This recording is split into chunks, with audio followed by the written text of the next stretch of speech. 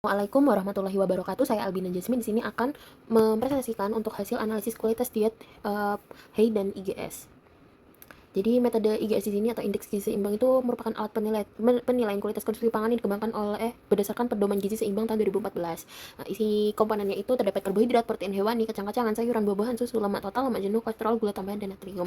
Biasanya itu awalnya akan dengan merecall 24 jam dengan 2 hari tidak berturut-turut. Seperti HEI atau Healthy Eating Index ini juga merupakan penilaian kualitas konsumsi pangan yang dikembangkan oleh DGA atau Dietary Guidelines for Americans. HEI ini sama seperti IGS yang menggunakan data asupan dari recall 24 jam atau juga FFQ, lalu dikonversi menjadi skor berdasarkan komponen-komponen HEI. Komponen-komponen HEI ini ada 13, lalu untuk aspek HEI sendiri dari komponen-komponen itu akan dimasukkan ke dalam dua kelompok, yaitu adekuasi atau peningkatan konsumsi dan moderation untuk konsumsi yang harus dibatasi. Selanjutnya data responden yaitu Cista Deli Afrianci, tanggal pelaksanaannya dari metode recallnya itu pada 24 Agustus dan 26 Agustus, dan juga berat badan, tinggi badan, usia seperti yang ada di layar. Lalu untuk ini merupakan data recall 2 hari tidak berturut-turut, weekday dan weekend. Selanjutnya untuk perhitungan energi di sini dengan menggunakan IMT, lalu BMR Harris Benedict, lalu menggunakan SDA dan juga dihitung menggunakan energi aktivitas fisik sehingga menghasilkan 2,891 kekal. Nah, di sini untuk hasil perhitungan asupan gizi untuk IGS, yang pertama-tama dari data recall tadi kita hitung asupan gizinya, bahan pangannya dari bahan pangan yang sudah didapatkan, lalu menentukan komponen kelompok pangan dan porsi untuk setiap bahan pangan yang dikonsumsi responden. Selanjutnya menentukan skor untuk setiap kelompok pangan sesuai dengan porsi yang telah dikonsumsi responden, lalu hasil dari skor total setiap komponen bahan pangan akan dijumlahkan dan diinterpretasikan sesuai cut off yang sudah ditentukan. Nah, untuk komponennya di sini seperti ada yang digambar, dan juga untuk penentuan skornya itu dari 0, 5, dan 10 itu seperti ada digambar di sini.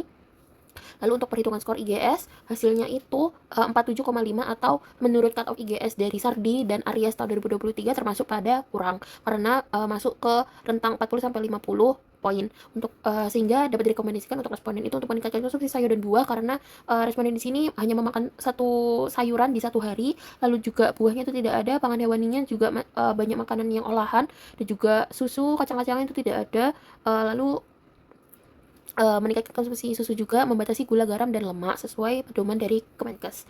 Untuk ini merupakan HEI Health atau Healthy Eating Index. Sebelumnya sama kita melakukan dengan hasil recall lalu dihitung asupan gizinya, tapi di sini ditambahi dengan PUFA dan MUFA. Lalu untuk komponennya dan aspek dari HEI di sini seperti yang ada di gambar, dan juga standar skor maksimum dan standar skor minimumnya. Lalu untuk langkah-langkah HEI di sini sebelumnya seperti IGS.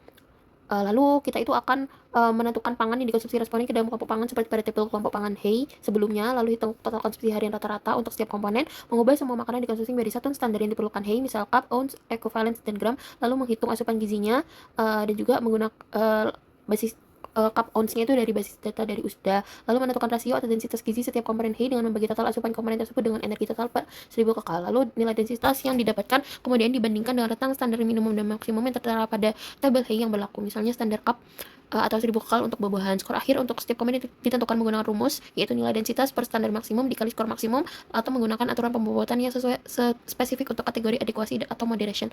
Lalu menjumlahkan semua 13 skor komponen HEI untuk mendapatkan skor total yang memiliki rentang dari 0 hingga 100. Lalu akan dilihat menggunakan nilai cut off seperti di sini ada kurang dari 51 good diet, 5180 net improvement, 80 itu lebih dari 80 good diet, sehingga didapatkan bahwa skor responden di sini sebanyak 51,15 atau net improvement. Lalu untuk dapat direkomendasikan juga untuk responden itu meningkatkan konsumsi sayur dan buah, meningkatkan konsumsi whole grains, komponen dairy, mengurangi atau mempertahankan konsumsi gula, garam, lemak, meningkatkan keberagaman pangan dari buah, sayuran, seafood, dan plant protein. Lalu kelebihan IGS di sini mudah digunakan, mempertimbangkan konsumsi gula, garam, dan lemak, melihat kesenjangan dalam pola makan, dan juga dapat digunakan dalam berbagai populasi usia. Lalu untuk kekurangannya sini tidak dapat cut off score yang tetap, lalu juga kualitasnya itu terbatas dan ketergantungan pada data recall asupan, sehingga mungkin ada kelupaan dari responden atau under atau over reporting. Untuk HEI di sini kelebihannya itu sensitif, fleksibel, efektif, dan praktis untuk digunakan dalam berbagai survei.